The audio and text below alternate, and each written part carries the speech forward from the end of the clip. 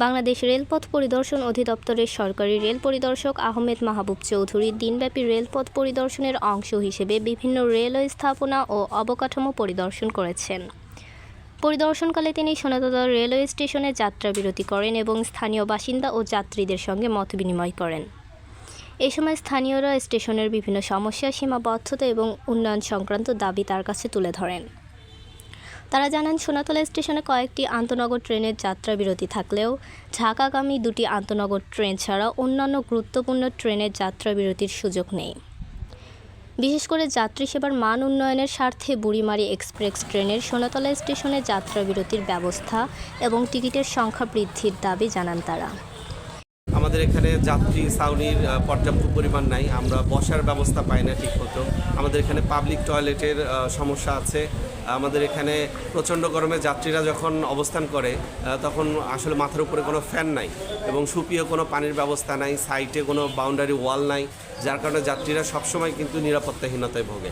এবং গভীর রাত্রে যে ট্রেন আন্তনগর ট্রেনগুলো যাতায়াত করে সেগুলো যাত্রীরা যখন অপেক্ষা করে তাদের নিরাপত্তার বিষয়টি খুবই উদ্বেগের সাথে আমরা লক্ষ্য করছি। মাঝখানে কিছু ছোট বিচ্ছিন্ন ঘটনাও ঘটেছিল।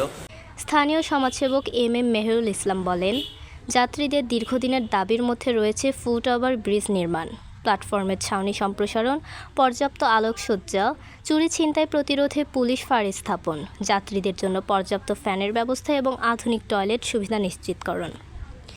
এ বিষয়ে সরকারি রেল পরিদর্শক আহমেদ মাহবুব চৌধুরী বলেন, উত্থাপিত বিষয়গুলো সম্পর্কে সুনির্দিষ্ট লিখিত আবেদন পাওয়ার পর তদন্ত ও যাচাই বাছাই শেষে প্রয়োজনীয় ব্যবস্থা গ্রহণের উদ্যোগ নেওয়া হবে। কথা বললেন এগুলো আসলে সব স্টেশনেরই এ ধরনের কিছু না কিছু সমস্যা আছে। তো এগুলো যদি আমাদের এখান থেকে যদি স্টেশন মাস্টার বলেন কর্তৃপক্ষ লিখিত আকারে আপনারা যদি দেন, এই যে আপনি যেগুলো বললেন এখানে এগুলো যদি আপনাদের এই এলাকার সমস্যাগুলো যে লিখিত আকারে দেন, সেক্ষেত্রে আমাদের জেনারেল যে পূর্ব আছেন উনি পরবর্তী ব্যবস্থা নেন। হ্যাঁ, এখন আপনি প্ল্যাটফর্মের ছাউনির কথা বললেন, তারপরে আপনার একটা ওভারব্রিজ চাচ্ছে, প্লাস আপনার ওখানে যাত্রী ছাউনির সাথে একটা প্ল্যাটফর্ম হাইট বাড়ানো সমন্বয় করার জন্য বলছে। এগুলি সব কিছু যদি করতে হয় আমাকে একটা আলাদা প্ল্যান করতে হবে, সে প্ল্যান অনুযায়ী করতে হবে। এখন প্ল্যান করতে হলে আপনাদের সব কাজের যে বিস্তারিত বর্ণনা, এটা কী চাওয়া, এটা আপনি আপনার লিখিতভাবে জানালে এটা আমরা যথাযথ কর্তৃপক্ষের কাছে আমরা এটা আমরা পার্সিউ করবো, ওনাদেরকে দিব। ওনারা যদি সব কিছু মানে তাদের প্ল্যানের অনুযায়ী এটা ব্যবস্থা করবেন।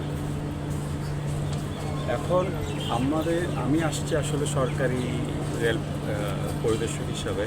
আমাদের কাজ হলো রেলের ট্রেনের লাইন, স্টেশনগুলো, তারপরে আমাদের ব্রিজ আছে, কালভার্ট আছে, ট্রেনের যে সামগ্রিক পুরো রেলওয়ে সিস্টেমটা এটা সুষ্ঠুভাবে পরিচালনা করছে কিনা এটা তদারকি ঠিক না, এটা কিছু আমরা স্যাম্পল হিসেবে দেখি, দেখার পর একটা রিপোর্ট আমরা পেশ করি আমাদের রেলপথ মন্ত্রণালয়ে।